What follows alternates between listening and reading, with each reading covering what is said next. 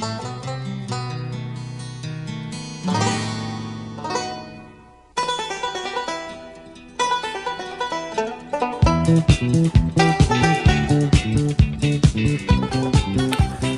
and welcome to another episode of the Cover Zero podcast, the show where I cover the least in the best way possible. I'm your host, Jason Wells. Today is September 18th. Week 2 is officially wrapped up. It was a crazy week. We had a lot of upsets. QB play in general is down around the league. Offense in general is down around the league. The Saints are good. The Saints have the best offense in the league right now. Tua gets hurt. We'll get into that. The Chain Gang, 3 guys on the Chain Gang get hurt, all in different games. It was just a wild week, and I'm here to recap as much of it as possible.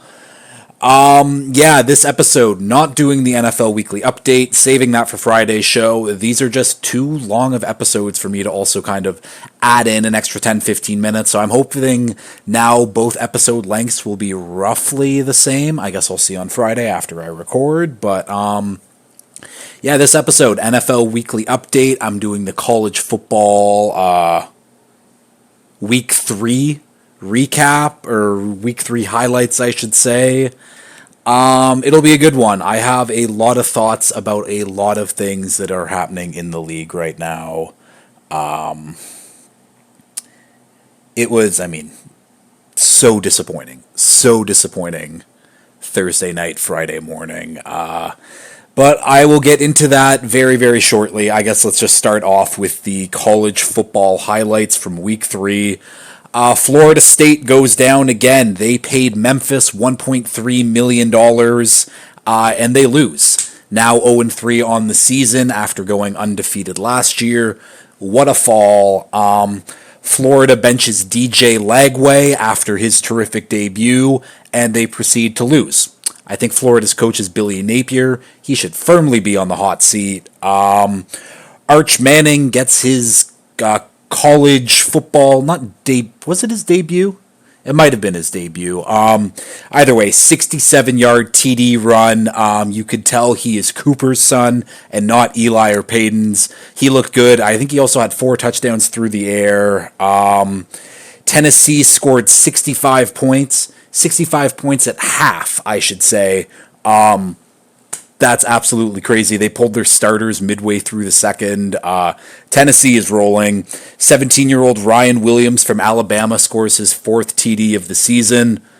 Just 17 years old. That's like, you should not be playing college and playing at Bama and being that good. That is crazy. And then finally, Travis Hunter, 2 TD game, 1 interception game. He is the best player in college football. Now, will he win the Heisman? I don't think so, but fuck is he good at both sides of the ball.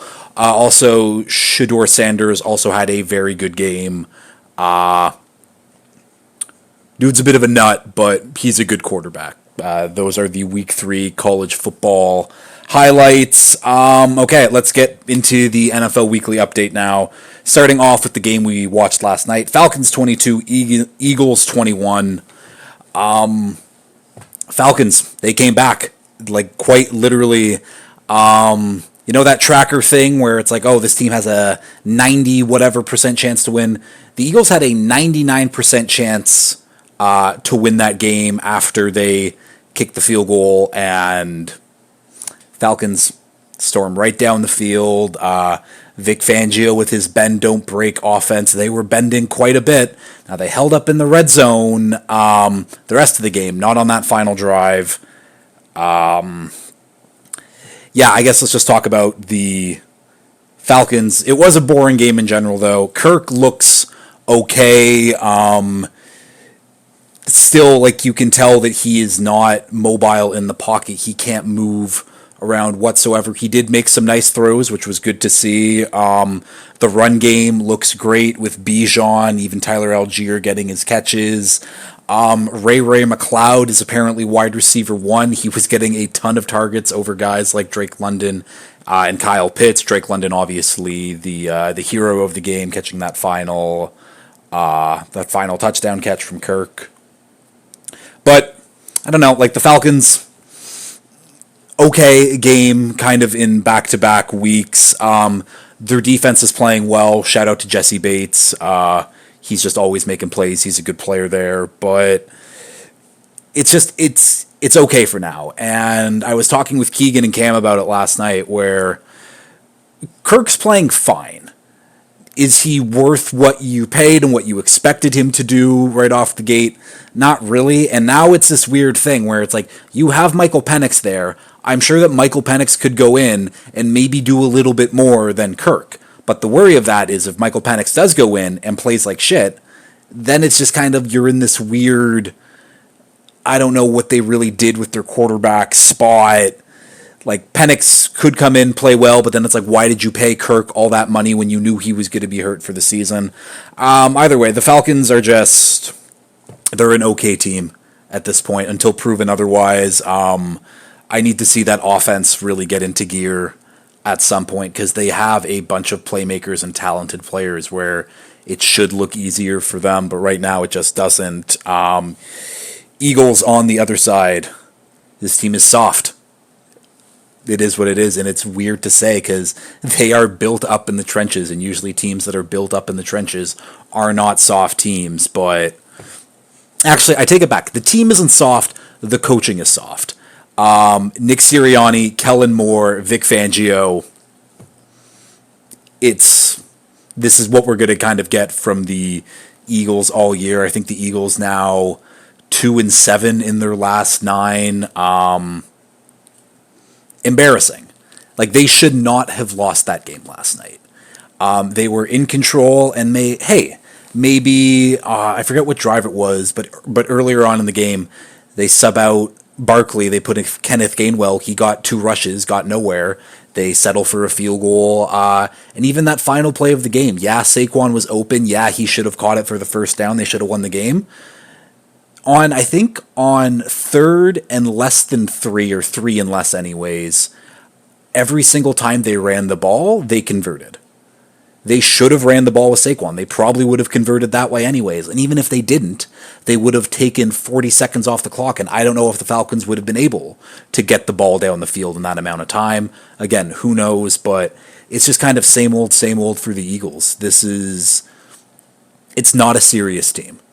And I don't think that the coaching will really get its act together. I think that all 3 of those guys have proven that, and probably unfair to discount Vic Fangio in that sense, because Vic Fangio is one of the better defensive coordinators, defensive minds of this century. But there's times when kind of the game just passes you by, and I think that we're getting to that point with Fangio.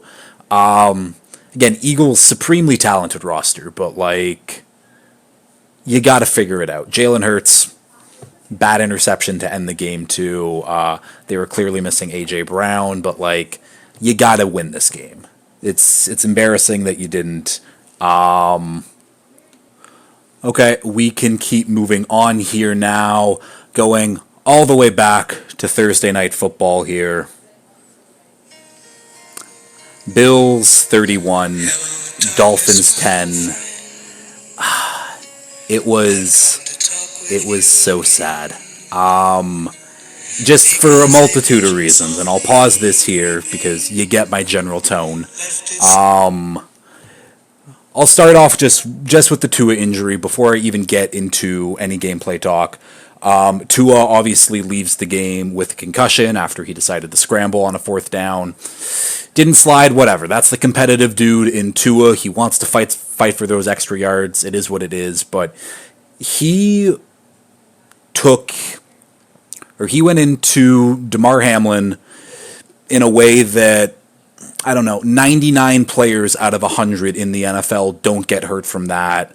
And let alone don't get hurt to the extent where he has, I forget what the actual term for it, but he gets starched. And if you don't know what starched is, in the UFC or boxing, when you get knocked out and all of your limbs seize up, that's what happened to Tua, and that was a very, very regular, normal play that happens, honestly, probably every snap in the NFL to some extent.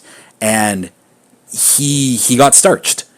And it's brutal to watch. It's brutal to see. And now, apparently, there's been no comment from Tua yet. All they've done was repost kind of his same statement from 2 years ago when he was going through all the concussion stuff, but about how he wants to play and he will come back, and I guess we'll see at the end of the day. But and 2 years ago, I was on the side of, okay, players get concussions every day, like in the NFL. It's fine. Yes, is it a very serious issue? Of course, but like this isn't something. This is something like a new thing to deal with, really.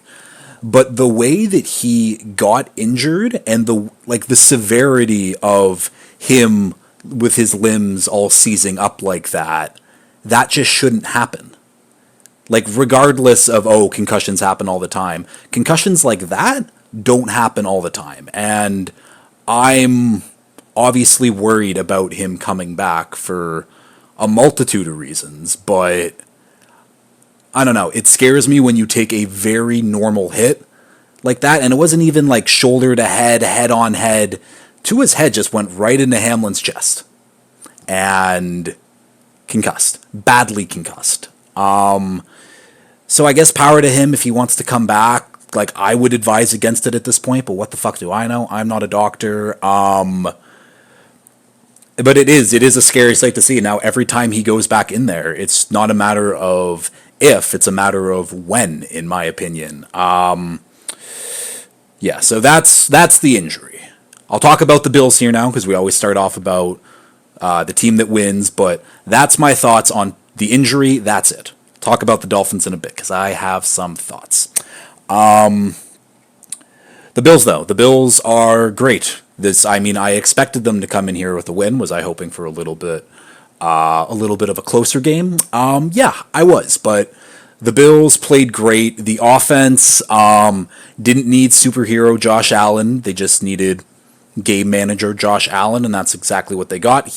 Allen made some nice throws, but this was on the backs of the Bills defense. James Cook also 3 touchdowns on the game, but the Bills, despite not having Matt Milano, not having Taron Johnson, losing Terrell Bernard early in this one, didn't matter. Sean McDermott, plug and play, he can scheme a good defense. Now, there's obviously a difference between like a great defense on what the Bills kind of could be and just kind of being average, maybe a little bit above average. But Sean McDermott, no matter who is in his system playing in the games for him, this defense will always be solid at best. And I think that is an incredible asset to have as a head coach. And now there's a few other things with this Bills defense too.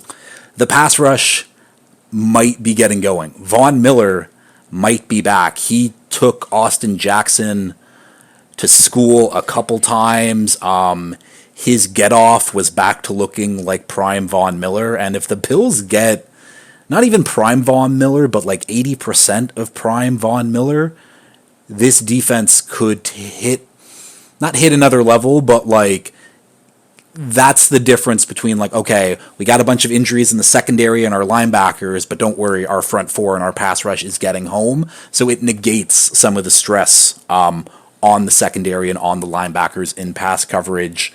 Yeah, the Bills, I had no worries about them going into the season. They had their injuries, and I thought, man, this was a game we were actually going to match up close with them, and utter disappointment. And that's really all I can describe it was. Like, the game was already a total disaster before Tua got hurt. Tua, 3 interceptions. One of them was one of the worst interceptions I've ever seen. The other 2, I don't know why Grant DeBose and Robbie Chosen, or Chosen Anderson, whatever his name is, why they get snaps. And why they get snaps on third downs, important downs. DeBose hits him right in the chest, deflects up, interception. Robbie Chosen just ran the wrong route. But why aren't Tyreek and Waddle on the field in those moments? I don't know.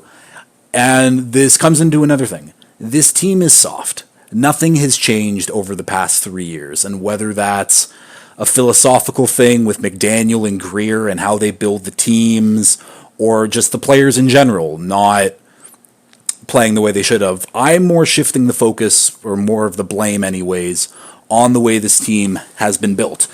Greer said all offseason, we don't have to worry about the offensive line. The offensive line is fine. Our interior is absolute garbage. Teron Armstead, while he is great when he plays, he is hurt. And this has kind of happened every single year. We don't have a wide receiver 3. Again, I said it, Grant DeBose, Robbie Chosen getting snaps for whatever reason. I would like, but it shouldn't matter. Like, regardless of, we need a better wide receiver 3, I shouldn't be complaining. We have Tyreek Hill. We have Jalen Waddle. It should work regardless of whatever our scheme is. And the scheme is, at times, way too gimmicky. Like, let's just run the ball.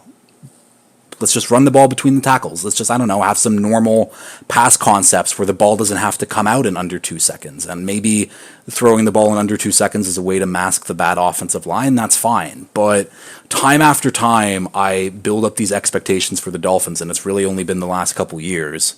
And I said it going into this year, where until they prove me wrong, this team, like, they are what they are. I think they do have a ton of talented players. I do like our coaching staff. I do think McDaniel is very good, but we cannot play games like this against the Bills and teams that matter for that point. Like, good playoff caliber teams, we just constantly never show up, and it is so disappointing to watch time after time. Shout out to Devon Achane, I guess. He was making plays, but again, another guy who came into this one injured, and then we get him 45 touches. And even late in the fourth quarter, when Tua was out and it was Skylar Thompson, and there was, what's the point? Like, why is Achane still getting important touches at this point? Like, we need him healthy, and he was already banged up going into it. I don't know. Obviously, expectations now. Tua is out for the foreseeable future. Skylar Thompson, not good. We bring in Tyler Huntley, Pro Bowl quarterback. So, like, maybe it's, like, not better, obviously, because without Tua, we've seen that the offense can't really function. But I don't want this offense anymore. I want more of a regular style offense, not gimmick plays, and we're taking, like, these fancy RPOs, and RPOs aren't even really that fancy, but, like, now that Tua is gone, Tyler Huntley cannot play like Tua. They are completely polar opposite players, and hopefully getting more of a mobile quarterback behind this offensive line, maybe, I don't know, maybe it looks okay. I just want to stay afloat for now until Tua maybe does come back. And even, I'll talk on Tua, because I have these expectations on Tua himself, and I think that, again, I've been saying this for a while now, Tua is in the same conversations as Goff, as Purdy, as Kirk, as Dak. But at the end of the day, those are QBs that won't elevate the situations around them. And again, until I see Tua and the team playing in these big moments and winning in these big moments, why should I have any faith in them? So, very disappointing to say all of this 2 weeks into the season, but that's where we are. Yeah. I think I touched all the bases, like, really there. Yeah. I think we can move on with this one here. Next game up, Saints 44, Cowboys 19. Already the team I was most wrong about going into the season. Can someone explain to me what happened with the Saints? And it might be so simple is that in the first time in almost 2 decades, they are running a different offensive system, one that Sean Payton or Pete Carmichael didn't run under Drew Brees. Clint Kubiak, the new OC, he is cooking. Obviously, back-to-back 40-point games for the Saints. They've scored 15 times on 15 straight possessions. That is absolutely insane. Rashid Shaheed is averaging 51 yards per touchdown in his career right now. Kamara looks rejuvenated. I think he had 20 22 touches for 180 yards and 4 TDs. And while all of that is impressive, I think the most impressive part about the Saints team is suddenly Trevor Penning looks like a capable starter. And not only a capable starter, but a plus starter in this league for the offensive line, where the last couple years, Trevor Penning was borderline unplayable. So I don't know who their offensive line coach is, or I don't know what has happened, but shout out to Trevor Penning, shout out to the Saints in general, shout out to Derek Carr. I think he's the number 1 fantasy QB right now in football. Yeah, just absolutely proving me wrong. Now, it's still a long season. Do I think that the Saints will come back down to earth?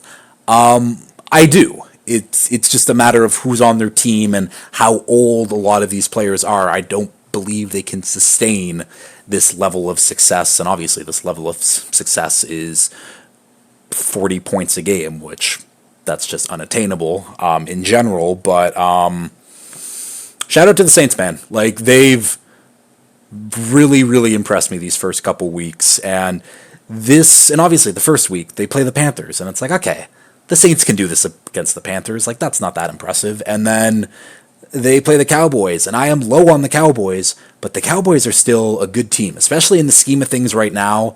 I did my power rankings, and I think basically from like 8 to 20, all of those teams could get moved around in whatever order, and I would be like, fine, not that big of an issue. But the Cowboys, solid team, but did not matter at the end of the day, and a lot of the issues that I had about the Cowboys going into the season are presenting themselves. They don't have a run game. Again, Ezekiel Elliott, Dalvin Cook, Rico Dowdle, Deuce Vaughn was getting carries. It's so funny to see how small he is next to some of these NFL guys. If you don't know, he's 5'6", I believe. But the run game, not good. The run defense, they got no linebackers to plug up those gaps, no big thumpers. The interior of that defensive line is also very weak. And even, the interior of the offensive line, they are missing Tyler Biadasz. And even though Biadasz is like, he's a good player, like they're missing him regardless right now. So yeah, like, I don't think this is like the end for the Cowboys. I think this is like a step back, reassess, go into next week. I don't know who they're playing next week. There's a lot of good matchups next week in terms of the scope of the NFL landscape. But I don't know. This Cowboys team is just kind of like, this is who I thought they were going to be during the season. Now giving up 40-plus points to the Saints. Did I see that coming? Absolutely not. But I think the Cowboys will be okay. Okay. Keep going here. Raiders 26, Ravens 23. Shout out to the Raiders, man. Like, no one gave them a chance in this one. And if you weren't out of your survivor pool after picking the Bengals last week, you're definitely out picking the Ravens this week. I don't know. Yeah, shout out to the Raiders. It was not a pretty first half, but they just started putting together some good ball in the second half. Gardner Minshew is leading the league in completion percentage right now. I think he went like 28 of 33 this past weekend. I don't have the numbers in front of me. He had 300 passing yards, though.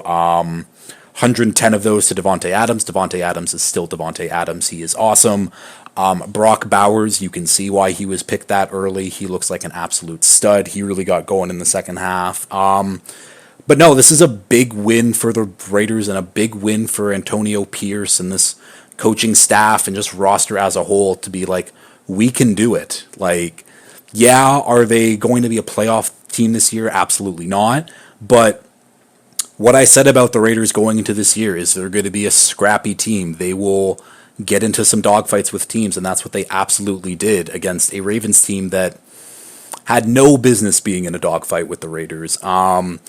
You can say at the end of the game that pass interference on Brandon Stevens against Davante Adams shouldn't have been called.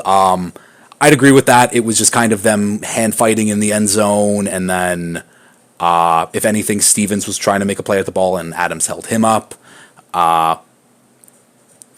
Is what it is, though. Like, again, that shouldn't have even mattered because the Ravens should have been winning this game regardless. But Now, back-to-back weeks. Actually, I'll start off with this. That is now 10 7-point leads lost in the fourth quarter by the Ravens in the last 4 seasons.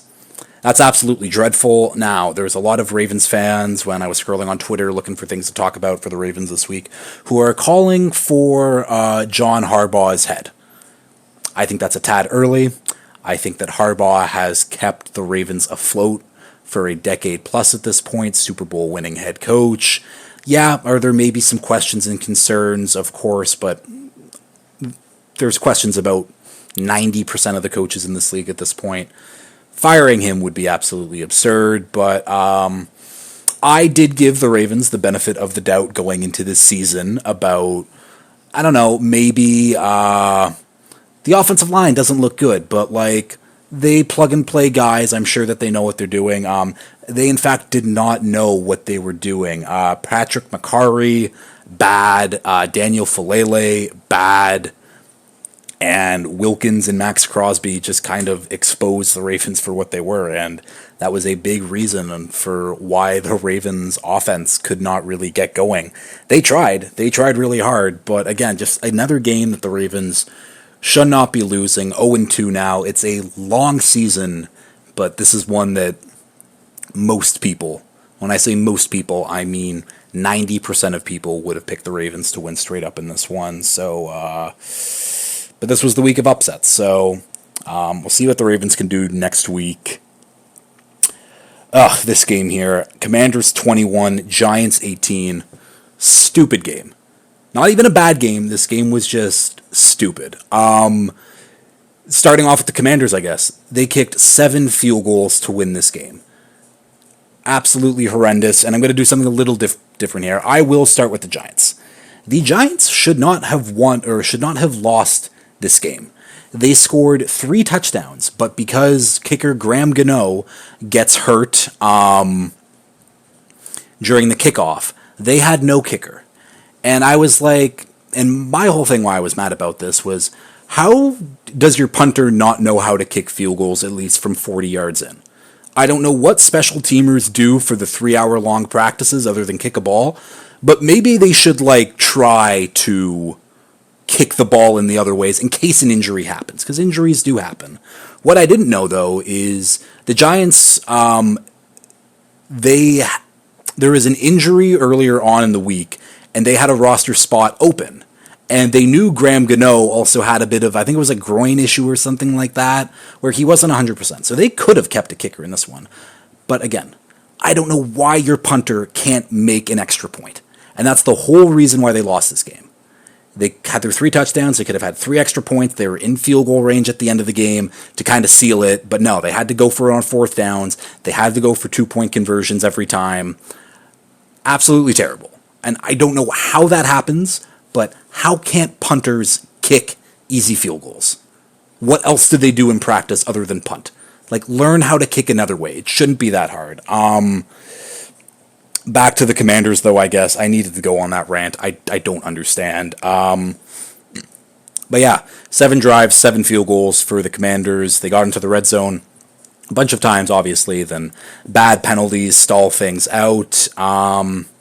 Jaden Daniels looks fun, though.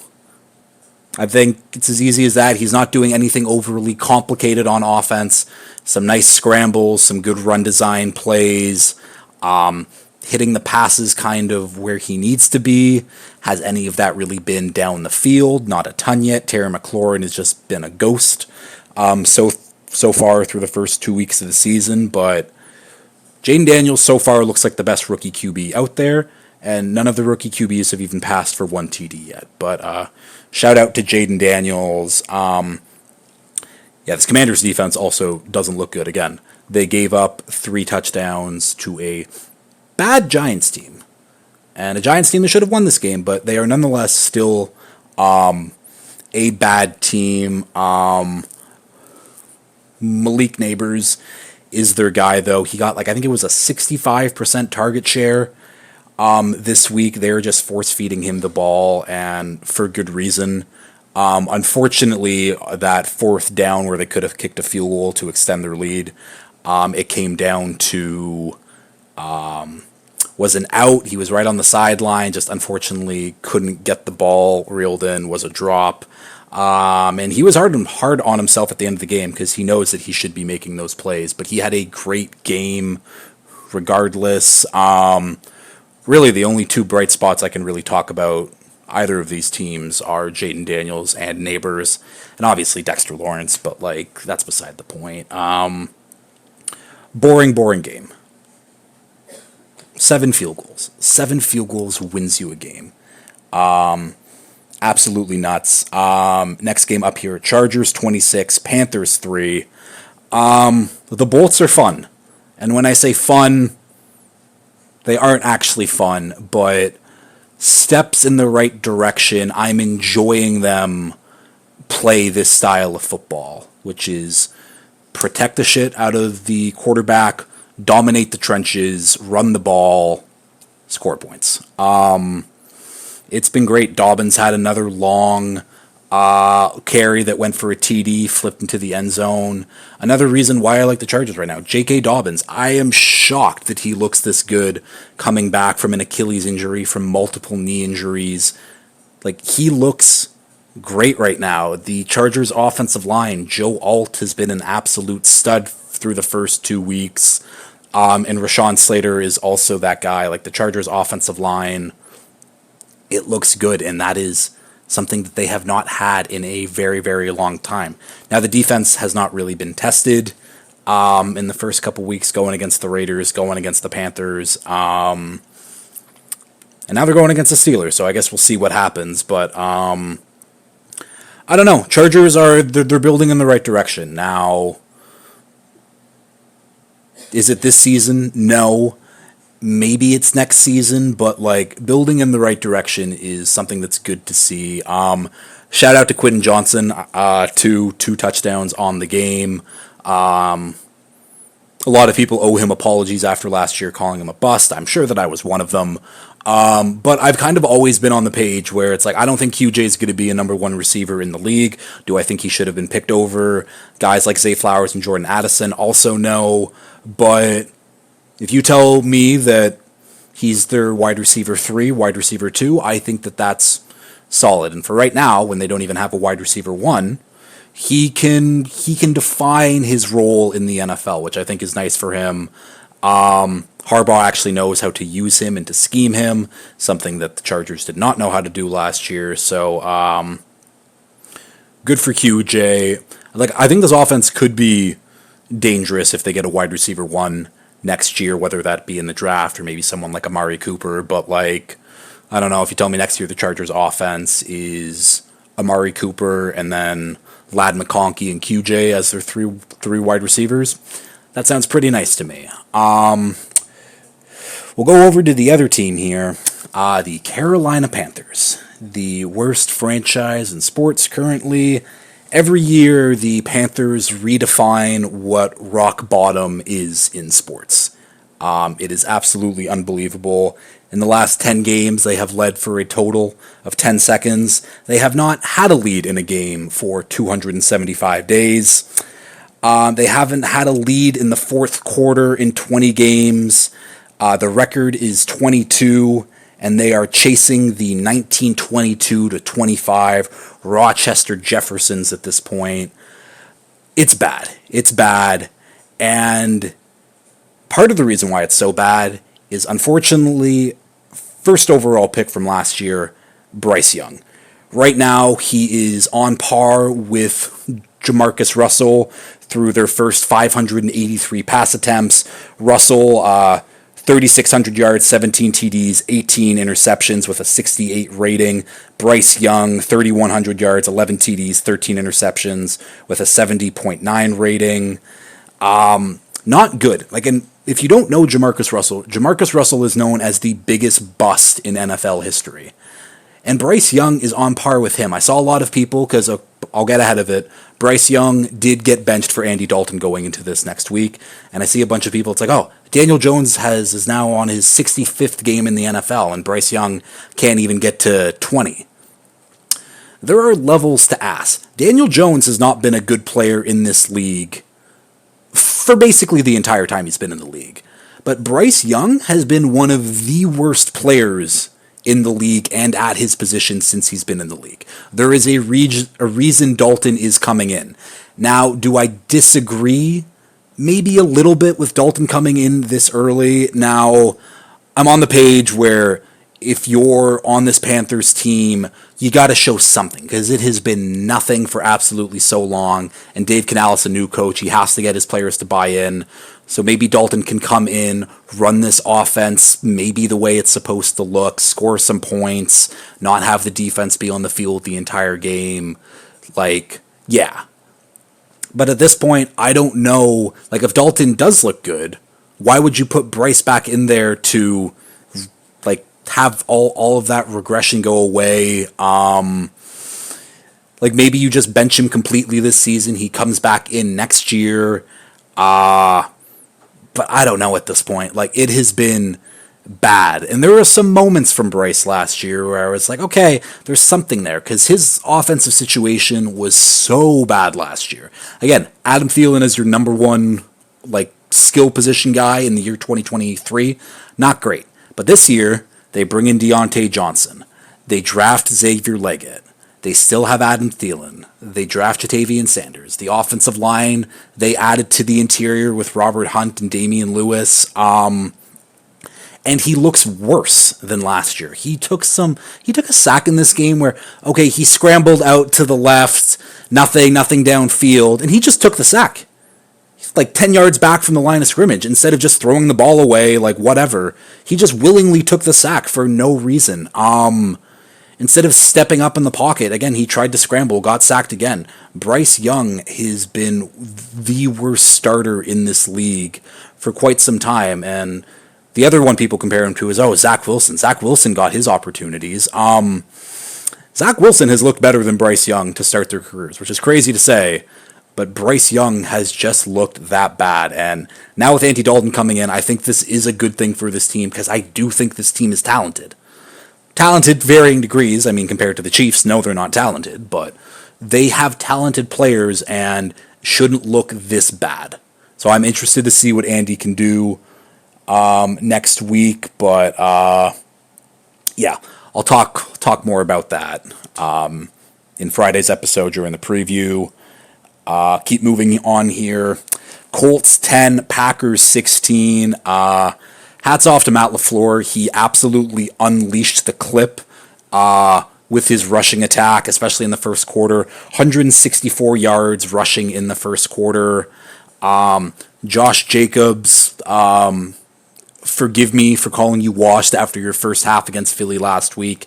He looks great. Jaden Reed was getting carries. Marshawn Lloyd was getting touches. Emmanuel Wilson, Dontavian Wicks. Like, it's like if you could run the ball, they were trying to get open because Matt LaFleur knew at the end of the day, keep the ball out of Malik Willis's hands, and they might have a chance to win this one. And that is exactly what happened.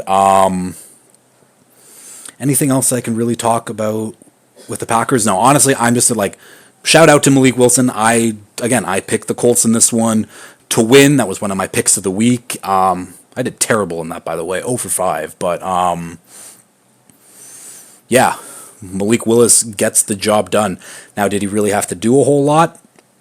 Not really, but that was by design. And yeah, the Colts on the other side of it, they got away from their script early, and that was just kind of that. You can't have Anthony Richardson throwing the ball 34 times in a game while only rushing it 18.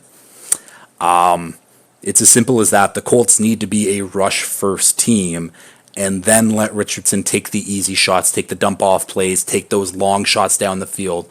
But this has to be a run-first team, a rushing attack team, and again, script got away from them early.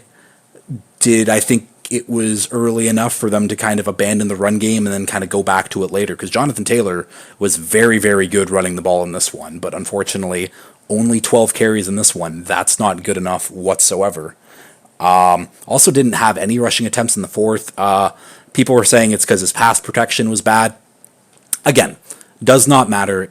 he needs to be on the field. He needs to be getting his touches. But this is kind of what you get with Anthony Richardson. You have that first game where he made some of the most spectacular throws I've seen in the NFL, and then you have this one where I don't even know where he's throwing to half the time. But again, you can't have a guy like Anthony Richardson, especially at this stage of his career, throwing the ball 34 times in a game.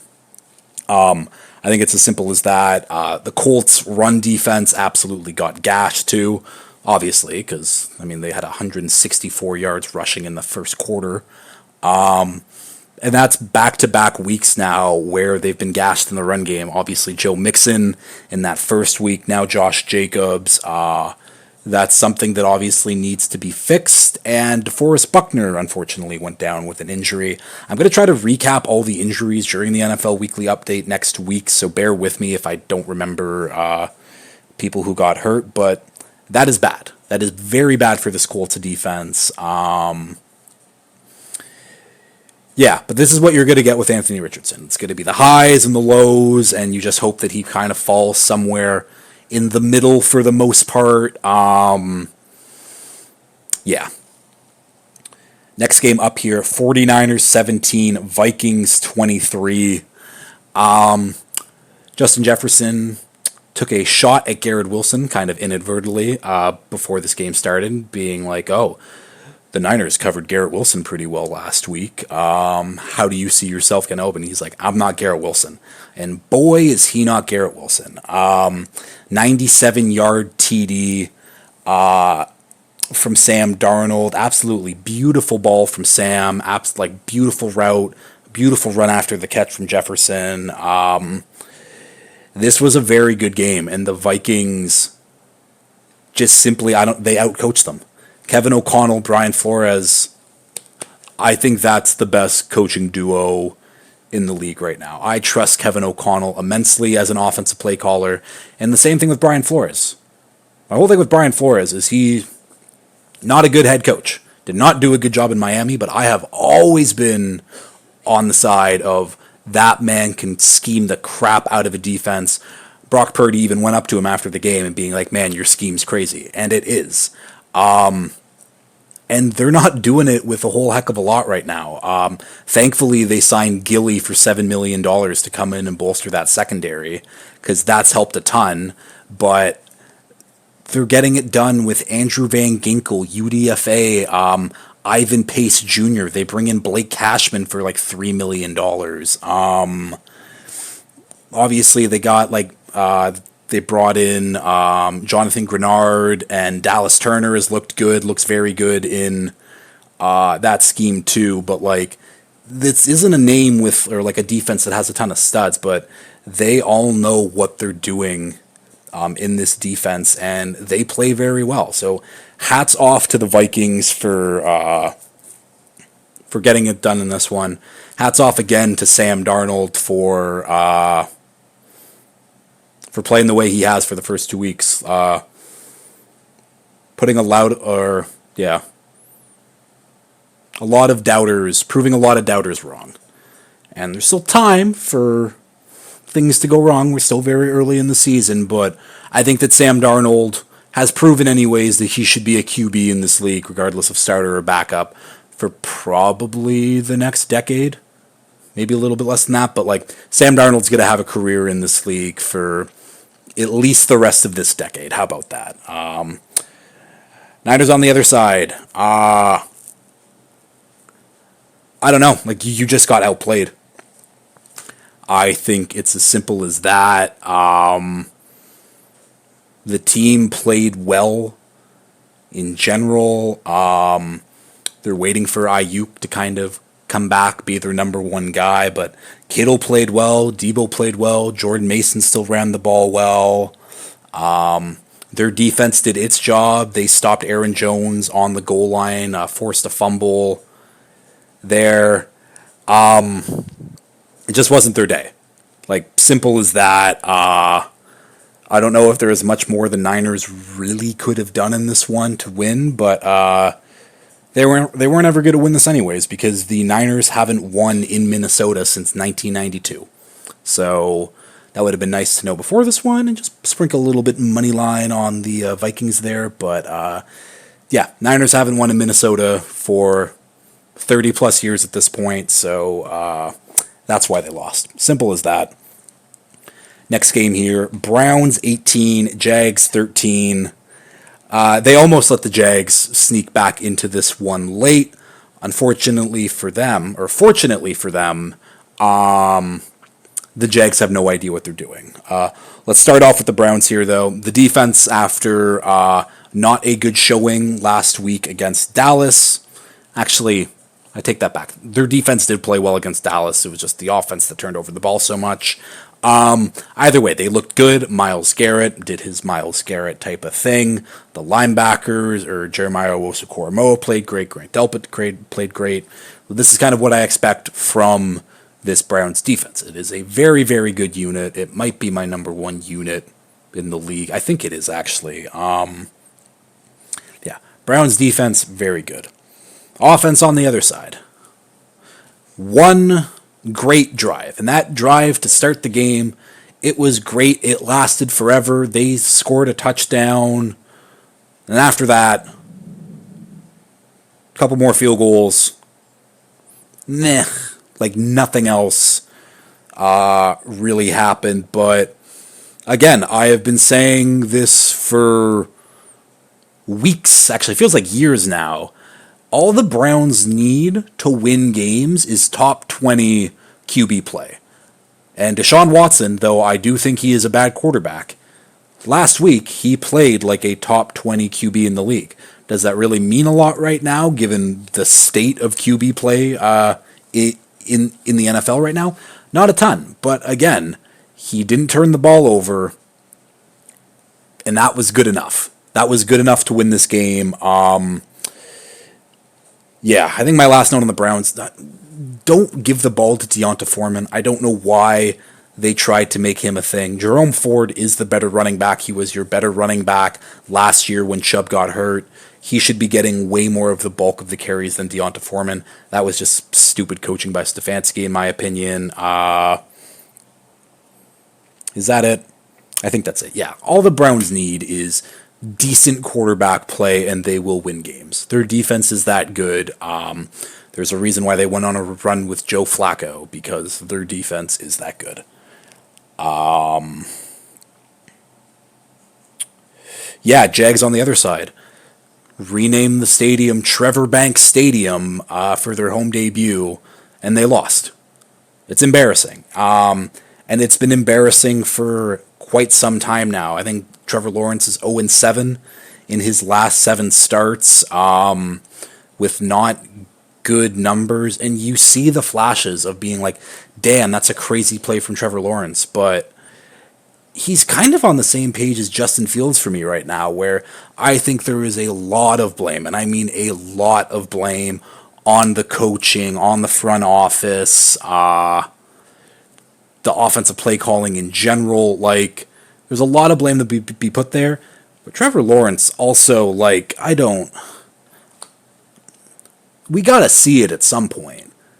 Like, we've seen flashes, but it's like, let's get on a roll, put some good games together. Like, I don't know if he's ever put 3, like, good games together in his career. I mean, he probably had that second half of 2022 season, he did look pretty good, but, like, you got paid a shit ton of money, and I don't know why.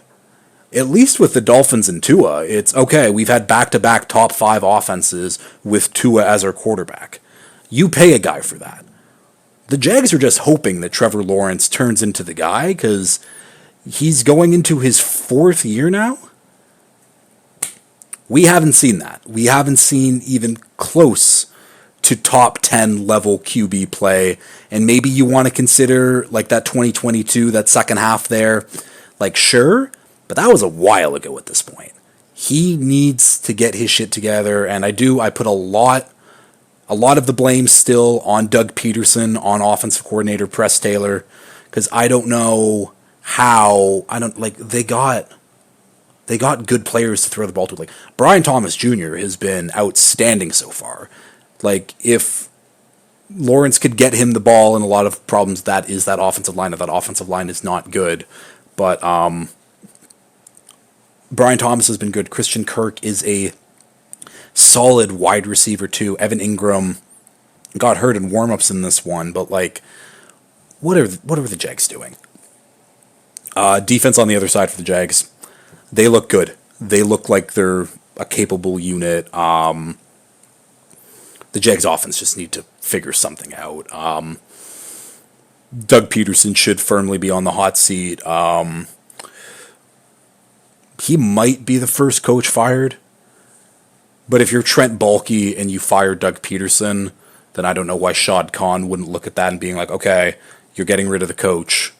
What have you done? Especially if if things don't turn around midway season with the roster he has put around or put on the field. I don't know. I think the Jags, they really messed up with Urban Meyer. It cannot be described how bad that hire was. Doug Peterson was just a lazy hire. They looked at, okay, this guy won a Super Bowl a couple years ago. Let's get him back out there. Nothing. And they've changed nothing offensively anyways for the past few years. Not good for the Jags. Next game up here, Seahawks 23, Patriots 20. This game went to overtime. The Seahawks absolutely opened the playbook. Ryan Grubb, he put together a very well-called game for the Patriots for the Seahawks.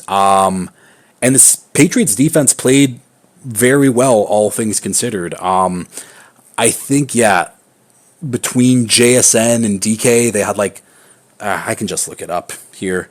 But Geno Smith threw for over 300 yards in this one. Jackson Smith and Jigba had 117 yards on 12 catches. DK Metcalf, 10 catches for 129 yards and that long TD. The Seahawks looked good on offense. The defense looked a little shaky, but they got their pressures. There was only really two big plays from this Patriots offense. One to Hunter Henry, one rush from Antonio Gibson. And other than that, Patriots couldn't really move the ball that much. But I don't know. The Seahawks now 2-0. The offense looks like it's clicking somewhat after not a good start last week against the Broncos.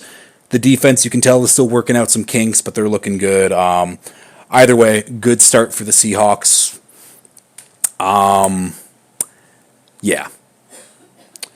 Patriots on the other side.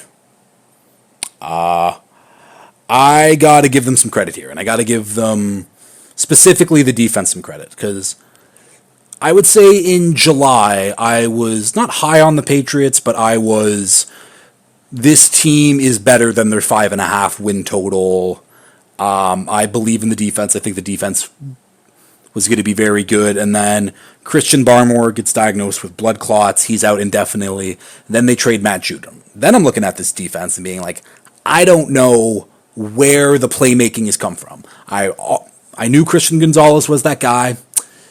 Pains me that he's there, but I knew Gonzo was going to be their number one corner. But on that defense, on that pass rush, where was it going to be coming from? And Keon White has suddenly emerged as the pass rusher on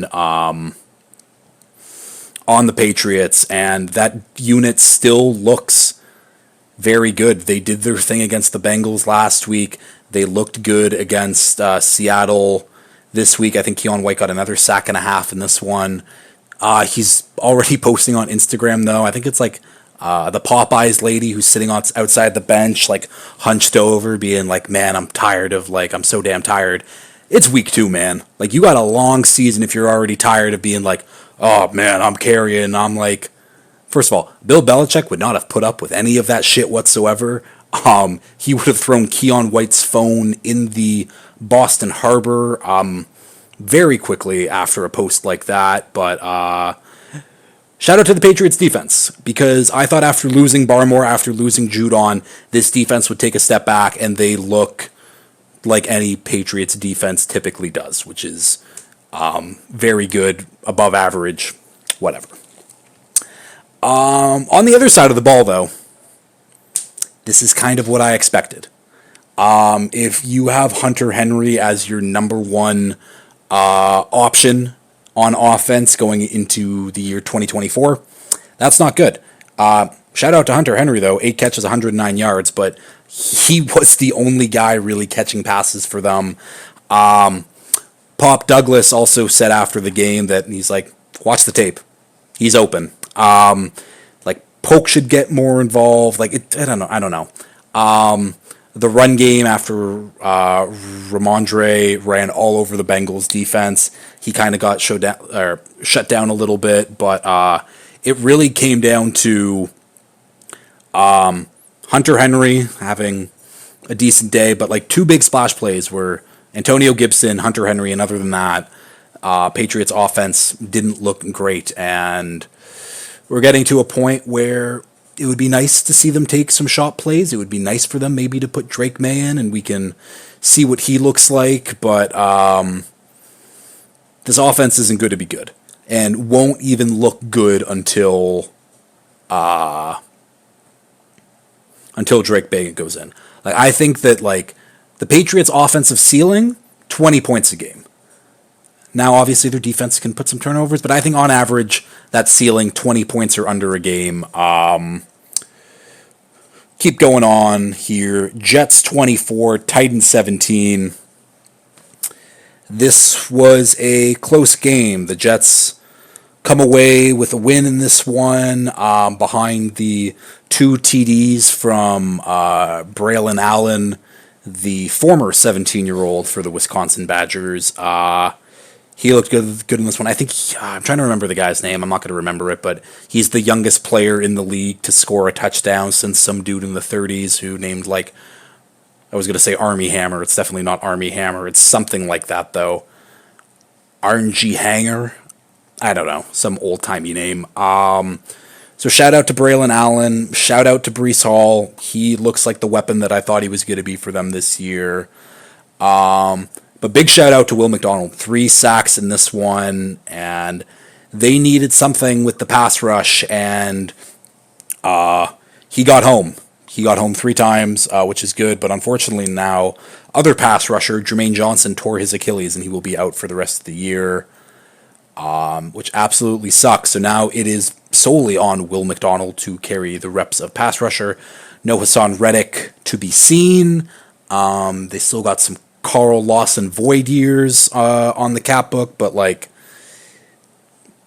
I don't know. Like, this Jets team has looked fine through 2 weeks, really. And this is a game that they probably shouldn't have won if it wasn't for Will Levis doing the absolute, like, boneheaded, too much play of all time, which is crazy, because after week 1, I didn't think that his interceptions or his turnovers could get any worse. This one, though, scrambling left, it was supposed to be a pitch play to Tyjae Spears, and he gets tripped up, he's falling down, but he decides, I'm still going to make this play anyways, and he tries to throw while falling to Tyjae. Ball doesn't make it there. Ball basically falls at Tyjae's feet. Jets guys dive on the ball, they get it, turnover. And again, it's a 7-point game where the Titans, in the red zone, Titans should be 2-0 if we're, like, just quite frankly speaking. They should have beat the Bears in week 1. I think they should have beat the Jets in this one, but Will Levis, I had said it last week, he's going to have these, actually, I'll restart with this. I said it last week where Will Levis is compared to Josh Allen in some ways. And when I say that, I mean, we all know Josh Allen. He has the reckless version of him, and then he has the safe version of him. But the reckless side gets away a little bit too much, and that's when we see the turnovers and the fumbles and plays that, like, come on, Josh, we can't have that happen. Will Levis is like that, except the turnovers are cranked up to 10, and the great that we get from Josh Allen is cranked down to, like, 2. He did have some wow plays in this one versus the Jets. That throw to Ridley, like right in between the two defenders, falling down to him. He had a scramble where he like evaded the pressure, got out of it. Like you can see the talent in him, but he just cannot. He just keeps making the worst possible decisions in games. Like the worst possible things you can do, Will Levis will do it. But I don't know. The Jets are.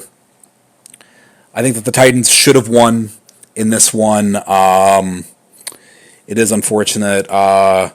Shout out to Brian Callahan for really calling out that shit too, being like, Will Levitt or like Will knows that that is a stupid play and that is a play that we should not be making. He chewed him out. That's back-to-back weeks where he's been completely upfront and honest about it, being like, that is a stupid play. That is something that we should never be doing. That is in like idiotic move. Blah blah blah. Shout out for Brian Allen for calling straight, and shout out to this Titans run defense. Back-to-back weeks, they have looked very, very good. They held the Jets to under 100 yards rushing in this one. Who do they get next week? I'm trying to remember. I think they get the Packers next week, so that'll be a good test. Well, I don't think Matt LaFleur will be able to unleash the clip against this Titans team, but Jeffrey Simmons, Stephondre Sweat, it is tough to move those two men in the middle of the field.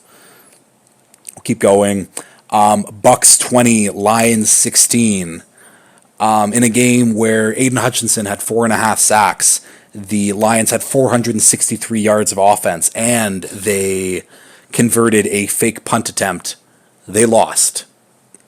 Somehow they lost. But this game was more about the Lions losing, in my opinion, than the Bucks looking good or looking superior to them.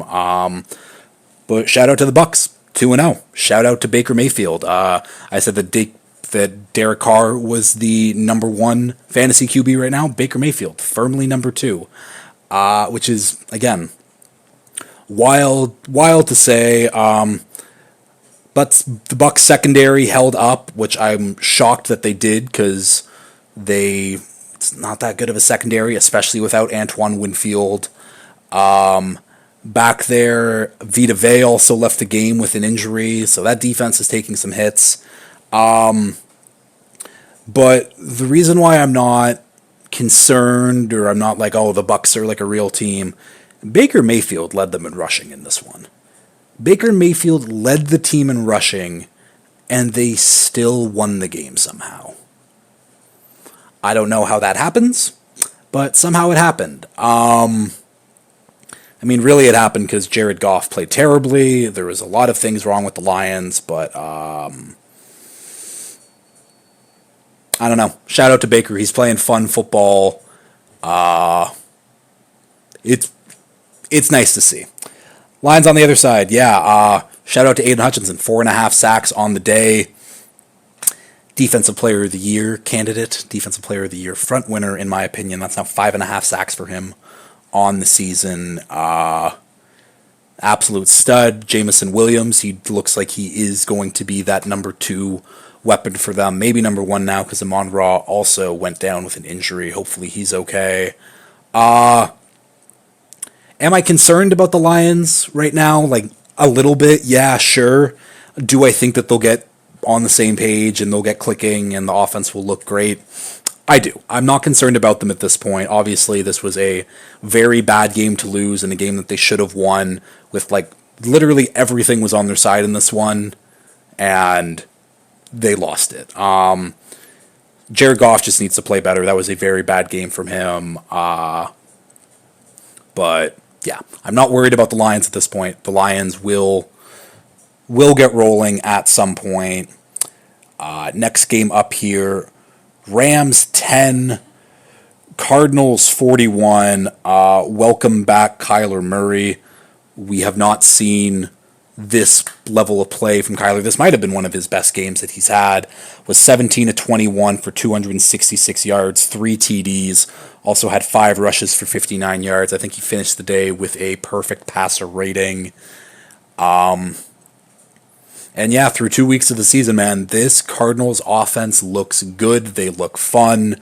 James Conner also got the ball rolling too. 21 carries, 122 yards, and a touchdown.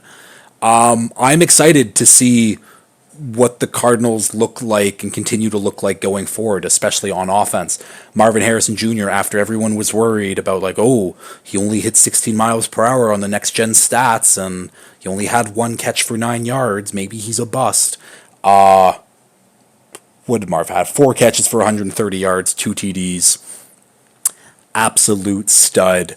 I'm excited for this Cardinals offense, and I think I can leave it at that. Trey McBride also looked awesome, by the way. I have to add that in there too. The defense on the other side, they looked fine. We'll see when they play a real NFL offense. I mean, we saw it. They got crushed by the Bills, but yeah, the Rams, they are hurt. And when I say that they are hurt, I mean that, my God, are they hurt. Cooper Kupp might go on the IR. Puka Nacua already on the IR. Tyler Higbee on the PUP list right now. Joe Noteboom IR. KT Levingston, one of their backup tackles, IR. Connor McDermott, another one of their backup tackles, IR.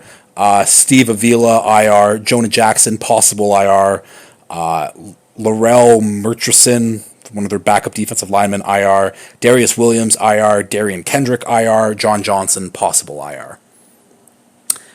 Week 2 of the season, folks, and this is how it's going for the Rams. Not a lot to really look forward to. The Rams' defense was getting pressure. Just Kyler Murray did his Kyler Murray thing where he's tiny and he's scrambling around and doing his thing. That's probably the only point of interest that I can really point to on the Rams, to being like, that's something that you can watch for, is this young defensive line that they have. Because other than that, like Demarcus Robinson, Tutu Atwell, Tyler Johnson, those are your starting 3 wide receivers now. Maybe Jordan Whittington. It's not good. It is not good whatsoever. I'll leave it at that. I don't know what to expect from the Rams at this point. They are very, very hurt. Keep moving now. Steelers 13, Broncos 6. Nothing of a game. This game sucked. The score was bad. The fact that the Broncos had a chance to actually come back and win, and when I say a chance, they didn't really have a chance because neither offense could do anything in this game. Both teams' Ds played very, very well, obviously, given that score. And I think it's the last thing, at least for the Steelers anyways. Justin Fields had a pass to Pickens, didn't count, but that was the best throw he's made of his career so far. That was like a wow-type throw. And you could see why Justin Fields would get the start over Russ, because Russ isn't making that throw. Even though it didn't count, still a nice throw regardless. Broncos on the other side. Bo Nix looked bad, but he looked much better than last week, so at least that's progress. He's also leading his team in rush yards right now through the first 2 weeks. He's the first rookie QB to lead his team in rush yards since 1950. Not good. This Broncos offense is not going to be good the entire year. Bo Nix is in for a rough one. Simple as that. Next game up, the game of the week, probably, put that in air quotes. Actually, yeah, it probably was. Bengals 25, Chiefs 26. Classic Bengals-Chiefs game. It came down to the wire. Came down to a couple key plays, but Harrison Butker winning it on a long field goal. A lot of people mad, obviously, about the way this game ended. Mainly because of a defensive pass interference that was called, that was clearly defensive pass interference. If you have eyes, if you watch the NFL, you can't play through the receiver's back. He made contact while the ball was still very far away from him. He didn't give Rashee Rice a chance to make a play at the ball. You can't do that. And I don't care if people were like, oh, Rice was backing up into him, and the DB has a right to make the play on the ball as much as the receiver. Well, those are true. He can't what's the word I'm looking for? Brain fart. Either way, he can't stop Rice. He can't make contact with Rice, even though he's trying to make a play with the ball. That's the way that the rules have always worked. You can cry all you want about, oh, the refs and the Chiefs always get all the calls. It is what it is. People are mad, because Mahomes threw an interception that he knew it was a free play. That's just him being smart. Of course, he's going to take chances when he has a free play called against him. Yeah, we'll start off with the Chiefs here, though. Like, the Chiefs played like a C game, probably C- game, C+ game, whatever. And they still came out on top. It's as simple as that. They did not play a good game, and they were still the better team at the end of the day. Where, meanwhile, I think the Bengals, they did play a good game. Trey Hendrickson, he looked awesome. The Chiefs had to eventually bench Kingsley Suamataia. I forget who they brought in. It might have been Wanya Morris who caught that touchdown for them. But shout out to Wanya Morris getting a touchdown. Has now tied Sky Moore for career receiving touchdowns now. Yeah, like the Bengals played well. Cameron Taylor-Britt called out Xavier Worthy about like he's fast and he runs in a straight line, and then had an incredible interception over him. One-handed Brent Grimes-esque, in my opinion. Burrow looked good. Chase played well. But it didn't matter. Like, the Chiefs, they win these games. They are the thieves of joy for a reason, because no matter what, if the Chiefs are keeping it close, don't put the ball in Pat Mahomes' hand with 2 minutes left when they're down, because they will find a way to win it. It's just like Brady. Brady always found ways to win games, and it is what it is. It sucks for 90% of the league. I haven't had that experience where I need to hate Pat Mahomes yet, and I'm envious of people who do hate Pat Mahomes, because that means he has made your life miserable in one way or another, and I don't even get that satisfaction. So, yeah, Chiefs are good at Chiefs. I talked about the Bengals a decent amount already. Like, they did have a good game. You want to talk about penalties, though? Maybe Jamar Chase, you don't yell and scream at the ref when Trent McDuffie absolutely, like, he did nothing. He just tackled you. Very normal play. He shut you down. Maybe don't yell and complain to the refs about it and then get your own unsportsmanlike conduct penalty. That was a major play in the game. He doesn't do that, the Chiefs might not win. Joe Burrow, if he doesn't fumble and gets that TD return for a touchdown, maybe the Chiefs don't win. I don't know. Yeah, I can move on. Happy to see that the Bengals aren't the Bengals from week one anyways. It looks like that offense will get going at some point. They have a much easier matchup this week, I believe. Again, that's what the Friday show's for, so listen to it then. Actually, shout out to Andre Yosevash, Yoshi, 2 receiving touchdowns in this one. That was nice. And then finally, Sunday Night Football here. Bears 13, Texans 19. This was the battle of the former 2006 top draft picks, Mercedes Lewis going against DeMeco Ryans.